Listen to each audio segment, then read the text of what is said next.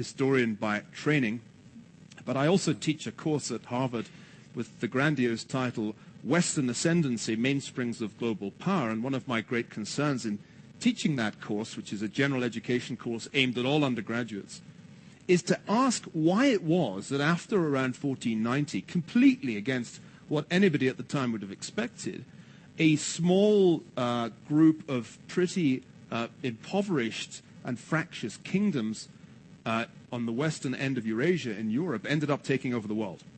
And the great Oriental empires, not least Ming China, stagnated and were ultimately subordinated. The question I posed to my class last year was, have we arrived at the end point of, say, half a millennium of Western predominance? And is that one of these historical changes so huge that we just can't get our heads around it? My working assumption, I'll keep this brief, is that the financial crisis that began in the summer of 2007, happy birthday financial crisis, that has accelerated a fundamental shift in the economic balance of power. Even before the crisis, Jim O'Neill and his team at Goldman Sachs were forecasting that China's gross domestic product would exceed that of the United States in 2027 at 4:30 on October the 15th, which is just a little pinch of salt to remind you that all such projections need to be taken with a pinch of salt. Still, whether it's 2027, 28, 29, or 30, the interesting thing is the first time they made that projection, they thought it would be 2040. And every time I see Jim, I say, have you moved the date forward yet? Because he made that 2027 call before the financial crisis. The financial crisis unquestionably has hit the United States much harder than China. Their stimulus worked much better than ours, for reasons I'm happy to discuss in the discussion. But the first point I just want to put out there is it's hard to believe under these circumstances that the acceleration, the shift, if you like, from west to east hasn't been speeded up by this crisis. The second point is that, of course, power is not just about GDP. It's not just about the economy.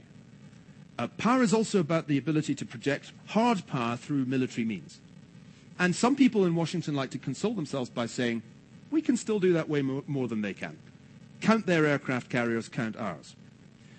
But one point that follows from the financial crisis, which is terribly, terribly important, is that by combating our crisis of private debt with an extraordinary expansion of public debt, we inevitably are going to reduce the resources available for national security in the years ahead. Because as a debt grows, so the interest payments you have to make on it grow, even if interest rates stay low. And on current projections, the federal debt is going to be absorbing around 20%, a fifth of all the taxes you pay within just a few years. The item of discretionary federal expenditure most likely to be squeezed is, of course, defense. And there are lots of historic precedents for that. So I fear that the financial crisis doesn't just impact on the economy. It actually impacts on American power in the hardest sense. Third and penultimate point.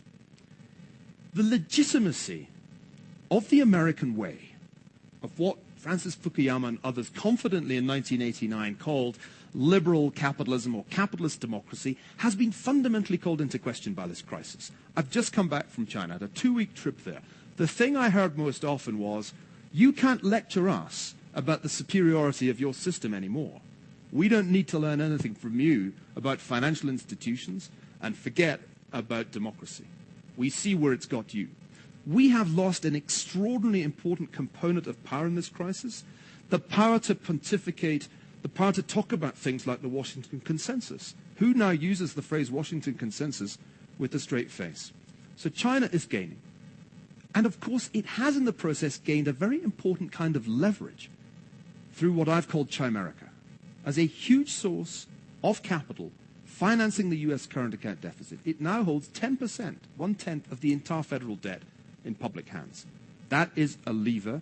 It's an important form of power. It's financial power. This is my segue to more. And this is my light moment. I promised you lightness. Unlike Britain in 1945, which was crushed by debt and slow growth, doomed to imperial decline, I think there is a way out for the United States. I don't think it's over. But it all hinges on whether you can re-energize the real mainsprings of American power.